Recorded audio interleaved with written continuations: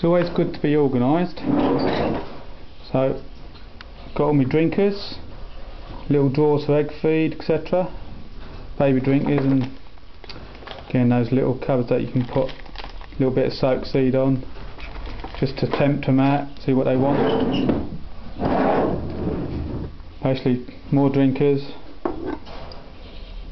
dummy eggs, bigger eggs there. This is good. This is me torch, me light. Actually bend it. Pretty bright.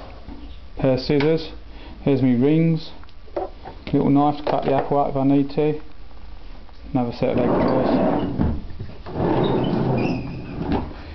All my little feeder trays. You know, there's got absolutely loads in there. Me perches, me drawer, egg decups, etc.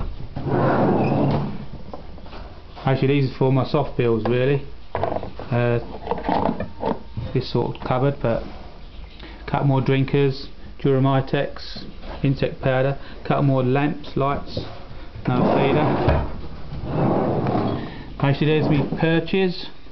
There's some of me nest pans and baths, little salad feeder tray, and last but not least, what have I got in here? I've got Premier jute, Sharpie cotton, more jute, coconut hair, and nest felt, a little bit of sawdust, and that's that.